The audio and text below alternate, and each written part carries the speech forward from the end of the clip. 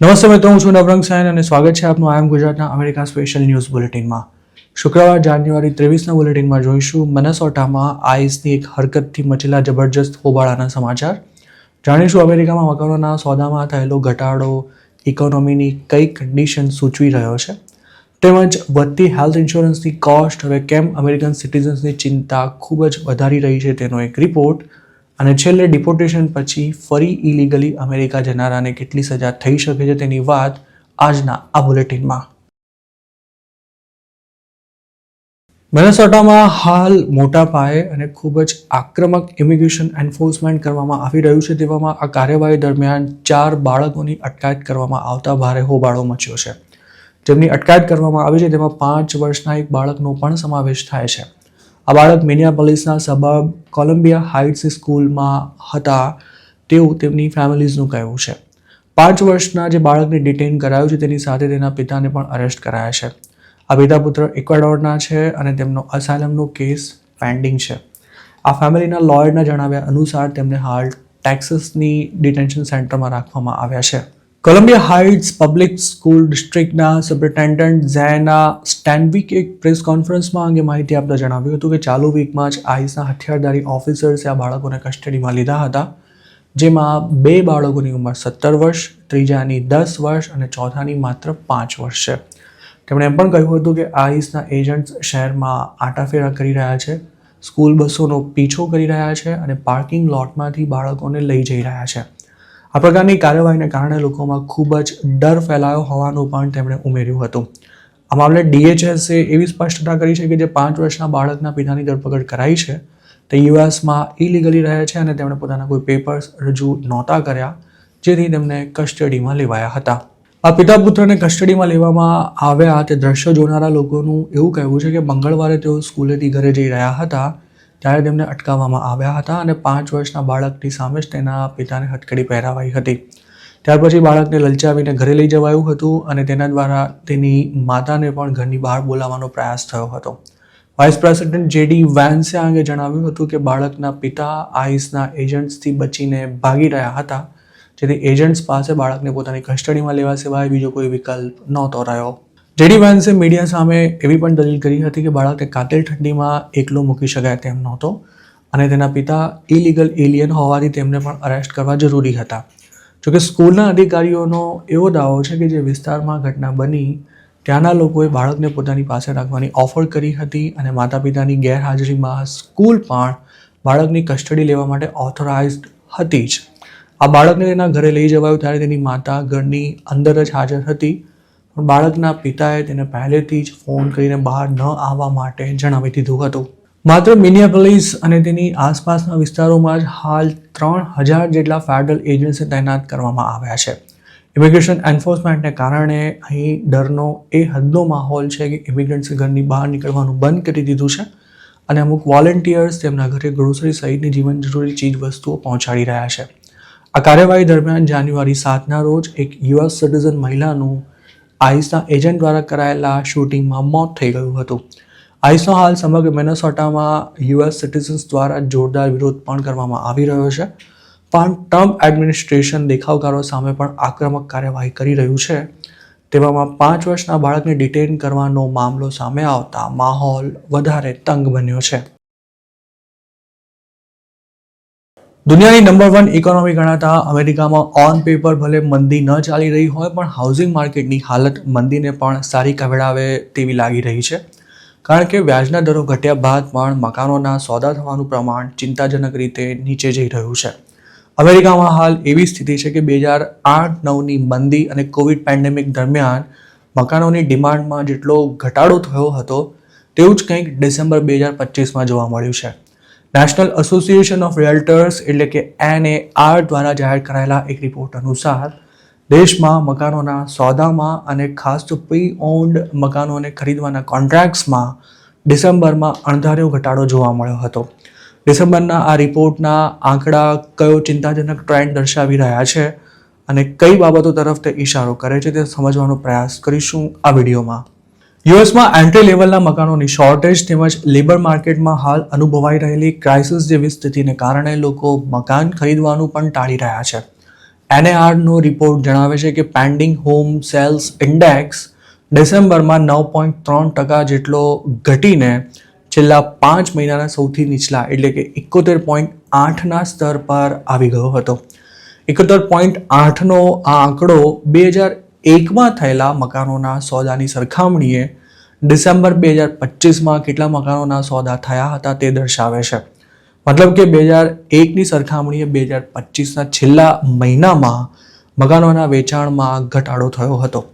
છેલ્લા 25 વર્ષમાં યુએસમાં માત્ર 3 જ વાર પેન્ડિંગ હોમ સેલ્સ ઇન્ડેક્સ 70થી 72 વચ્ચે રહ્યો છે, જેમાં 2008માં આવેલી મંદી, 2020માં આવેલો કોવિડ પેન્ડેમિક અને 2022-23માં વ્યાજના દરમાં અચાનક ઉછાળો થવાની ઘટનાનો સમાવેશ થાય છે. તેની પાછળ મંદી, પેન્ડેમિક કે પછી વ્યાજના દર જેવા નક્કર કારણો જે તે સમયે જવાબદાર હતા.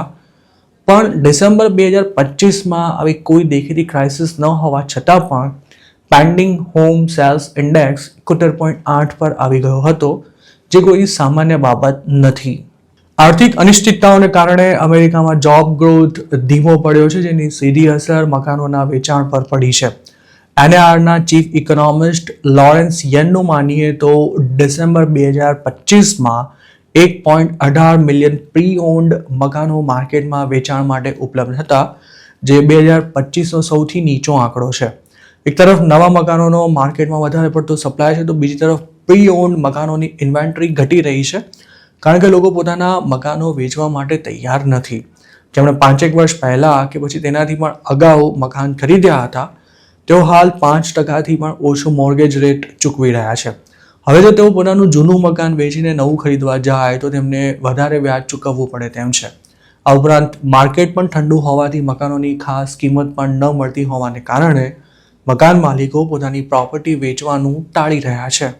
realtor.com નામની એક પ્રોપર્ટી વેબસાઇટના સિનિયર ઇકોનોમિક રિસર્ચર હેના જોન્સનું માનીએ તો પ્રી ઓન્ડ મકાનોના 80% માલિકોની હોમ લોનનો વ્યાજ દર 6%થી પણ ઓછો છે. હાલ તેઓ જો મકાન વેચીને નવી પ્રોપર્ટીમાં રોકાણ કરે તો વ્યાજનો દર પણ વધી જાય અને જૂની પ્રોપર્ટીનો યોગ્ય ભાવ ન મળે તેમ હોવાથી મકાન માલિકને બંને બાજુથી નુકસાન ભોગવવું પડે તેમ છે. મકાનોની ડિમાન્ડ વધે તે માટે ટ્રમ્પ એડમિનિસ્ટ્રેશન હોમ લોનનો વ્યાજ દર નીચે લાવવા માટે મથી રહ્યું છે અને ટ્રમ્પે 50 વર્ષની મોર્ગેજનો વિચાર પણ રજૂ કર્યો હતો. જોકે સરકારના વધતા જતા ખર્ચને કારણે બોન્ડ yieldપણ વધી રહી હોવાથી હોમ લોનનો રેટ પણ 2026માં 6%થી નીચે આવે તે કોઈ શક્યતા લગભગ હાલ નથી દેખાઈ રહી. આ ઉપરાંત ટેરિફને કારણે કન્સ્ટ્રક્શન મટીરિયલની કિંમતમાં થયેલો વધારો તેમજ માસ ડિપોર્ટેશનને કારણે વર્કર્સની તંગીમાં ઊભી થવાને લીધે કન્સ્ટ્રક્શન કોસ્ટ વધી રહી છે, જેથી લોન જો સસ્તી થાય તો પણ મકાનોની કિંમત ઊંચી રહેવાથી પબ્લિકને કોઈ ખાસ ફાયદો નથી થવાનો. ડાલાસમાં રહેતા એક ગુજરાતી યુએસની સિટીઝનશિપ ધરાવે છે. તેમની સાથે ઇન્ડિયાથી આવેલા તેમના વૃદ્ધ પિતા પણ રહે છે, પરંતુ તેમની ગ્રીન કાર્ડની ફાઇલ અટવાઈ ગઈ છે અને હવે 87 વર્ષની ઉંમરે તેમને વારંવાર હોસ્પિટલમાં એડમિટ કરાવવા જેવી સ્થિતિ પણ સર્જાઈ રહી છે. એક સ્ટોર ચલાવતા આ ગુજરાતી ઠીકઠાક આવક ધરાવે છે, પણ છેલ્લા 1 વર્ષથી બિઝનેસ સાવ ડાઉન હોવાથી હવે તેઓ ઇન્સ્યોરન્સ ન ધરાવતા પોતાના પિતાની સારવારનો ખર્ચો ઉઠાવી શકે તેમ નથી. છેલ્લે તેમના પિતાને 10 દિવસ માટે હોસ્પિટલમાં એડમિટ કરાયા ત્યારે $50,000નું બિલ આવ્યું હતું, જેનું પેમેન્ટ કરવાનું હજુ પણ બાકી છે. હવે આ ગુજરાતી ના છૂટકે પોતાના પિતાને ઇન્ડિયા પાછા મૂકવા આવી રહ્યા છે, કારણ કે અમેરિકામાં તેમને વારંવાર હોસ્પિટલ લઈને દોડવું પોસાય તેમ નથી રહ્યું. હાલ શિકાગોમાં કોઈ સ્ટેટસ વિના રહેતા માણસાના એક યુવકની સાથે પણ કંઈક આવું જ થયું હતું. તેને માથામાં સતત દુખાવો થઈ રહ્યો હોવાથી તે ડૉક્ટર પાસે ગયો હતો, જેની ફી ચૂકવવા સહિતના બીજા ખર્ચામાં તેની 10 દિવસની આવક પૂરી થઈ ગઈ હતી. ગાંધીનગરનો એક અનડોક્યુમેન્ટેડ યુવક પણ અમેરિકામાં કેન્સર થયા બાદ ઇન્ડિયા પાછો આવી ગયો હતો, કારણ કે ત્યાં તેને કોઈ સાચવનારું નહોતું. જોકે આ કહાની માત્ર આવા 1-2 કે પછી 4-5 ગુજરાતીઓની જ નથી. તેમના જેવા ઘણા લોકો પોતાની કે પોતાના પરિવારના સભ્યની હવે યુએસમાં ટ્રીટમેન્ટ કરાવી શકે તેમ નથી અને ઇન્ડિયા પાછા આવી શકે તેમ પણ નથી રહ્યા. મોઢામાં ચોકઠું નખાવાનું હોય, ઘૂંટણ બદલાવાના હોય કે પછી કિડની ટ્રાન્સપ્લાન્ટ કરાવવાની હોય, અમેરિકામાં રહેતા કોઈ ઇન્ડિયનને ગંભીર બીમારી થાય કે પછી મોટી સર્જરી કરાવવાની જરૂરિયાત આવી પડે ત્યારે તેમને ઇન્ડિયા યાદ આવતું હોય છે. અમેરિકાની સરખામણીએ ઇન્ડિયામાં હેલ્થ કેર ખૂબ જ સસ્તું છે અને અહીં સારામાં સારી ટ્રીટમેન્ટ પણ મળી રહે છે. જોકે યુએસમાં કોઈ સ્ટેટસ વિના રહેતા ઇન્ડિયન્સ કોઈ પ્રકારની સારવાર માટે ઇન્ડિયા આવી શકે તેમ નથી અને હવે યુએસમાં હેલ્થ ઇન્સ્યોરન્સ ખૂબ જ મોંઘા થઈ રહ્યા હોવાથી જો કોઈ મોટી બીમારી આવી પડે તો ઓછી આવક ધરાવતા લોકોની તમામ બચત માણસનો જીવ બચાવવામાં સાફ થઈ જાય તેવી સ્થિતિ સર્જાઈ છે. Affordable care act subsidy expire થઈ ગયા બાદ હવે હેલ્થ ઇન્સ્યોરન્સના બિલમાં મહિને ઓછામાં ઓછો $200 જેટલો વધારો થવાની તૈયારીમાં છે. આગે ન્યૂયોર્ક ટાઈમ્સે લગભગ 300 જેટલા અમેરિકન્સ સાથે વાત કરીને એક લાંબુ એનાલિસિસ કર્યું છે, જેમાં એવું જણાવાયું છે કે ઓછી અથવા મધ્યમ આવક ધરાવતા અમેરિકન્સ માટે હવે હેલ્થ ઇન્સ્યોરન્સ ખૂબ જ મોંઘો થઈ ગયો છે.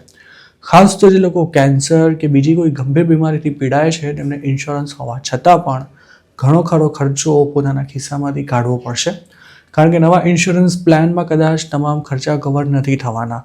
ન્યૂયોર્ક ટાઈમ્સે જે લોકોની સાથે વાત કરી છે તેમાંના મોટાભાગના લોકોને મેડિકલ ઇન્સ્યોરન્સના વધેલા ખર્ચાને પહોંચી વળવા માટે બીજા ખર્ચાઓ પર કાપ મૂકવાની કે પછી ઇન્સ્યોરન્સ લેવાનું જ પડતું મૂકવાની ફરજ પડી છે.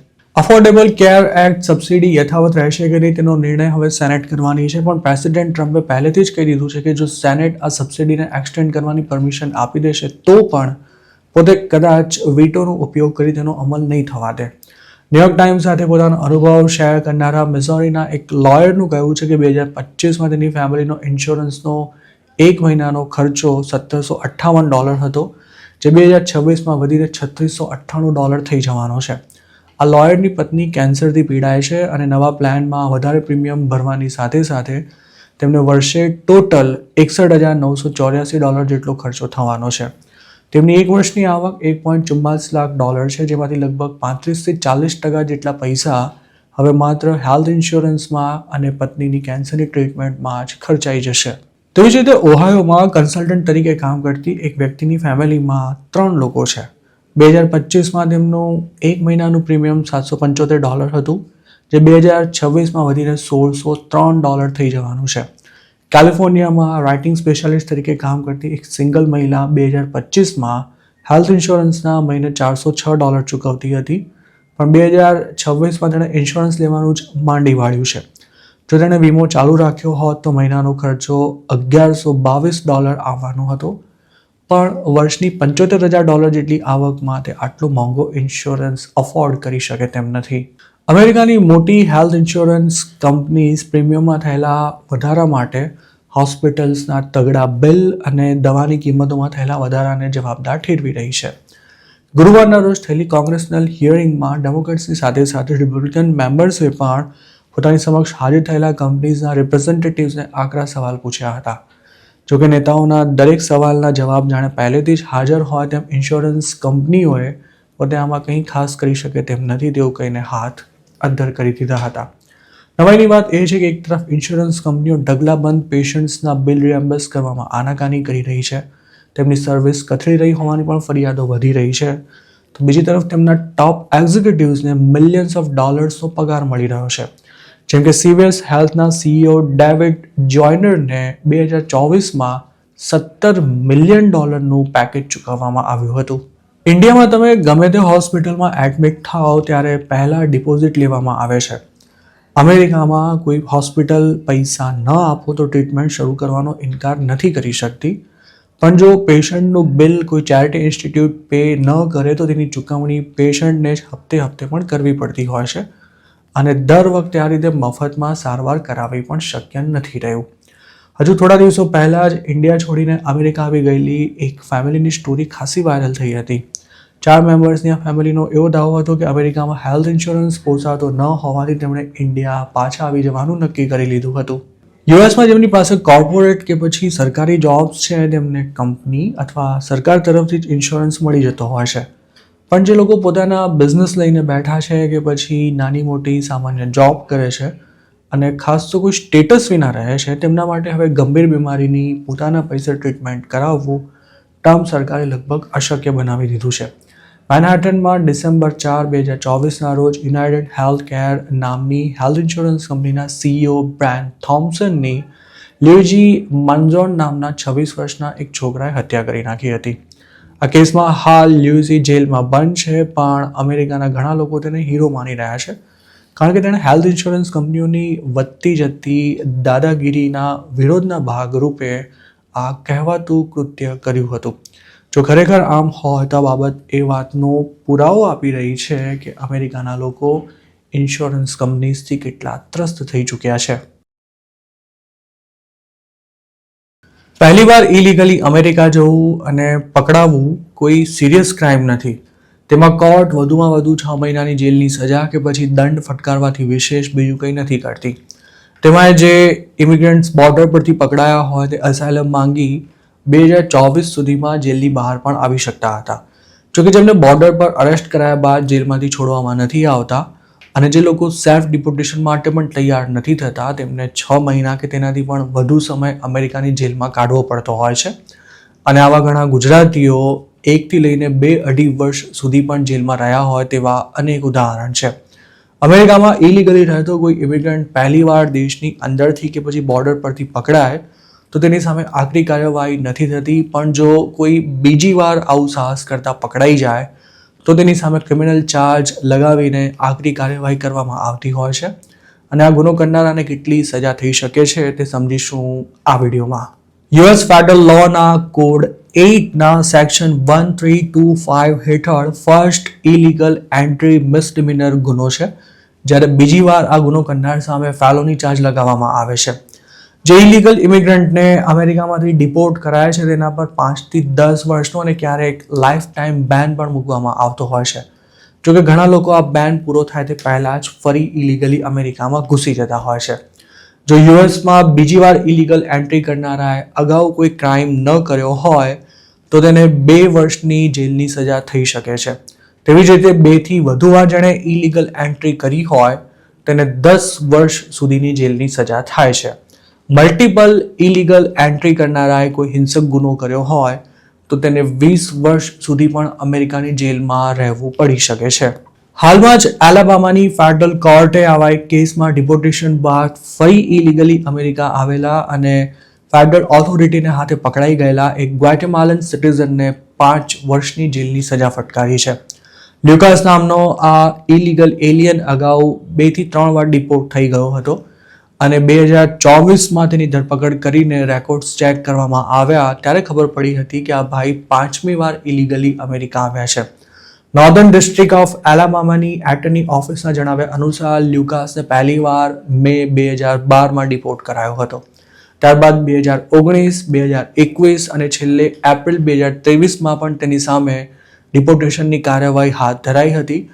જોકે અમેરિકા જાણે સવારે ડિપોર્ટ કરે અને સાંજે આ ભાઈ પાછો આવી જતો હોય તેમ લ્યુકાસ વારંવાર ગમે તેમ કરીને અમેરિકામાં ઇલીગલી ઘૂસી જતો હતો. કોર્ટ દ્વારા તેને જે સજા કરાઈ છે તેના હેઠળ તેને ઓછામાં ઓછા 3 વર્ષ સુધી જેલમાં રહેવાનું છે અને જો તેનું વર્તન સારું હશે તો જ તેને બાકીના 2 વર્ષ જેલમાં નહીં કાઢવા પડે. જોકે જેલની સજા પૂરી થયા બાદ તેને ફરી ગ્વાટેમાલા પાછો મોકલી દેવાશે. જે લોકો હાલ અમેરિકામાં કોઈ સ્ટેટસ વિના રહે છે તેમને એન્ટ્રી બેન વિના જ દેશ છોડવા માટે સરકાર સેલ્ફ ડિપોર્ટેશનનો ઓપ્શન આપી રહી છે.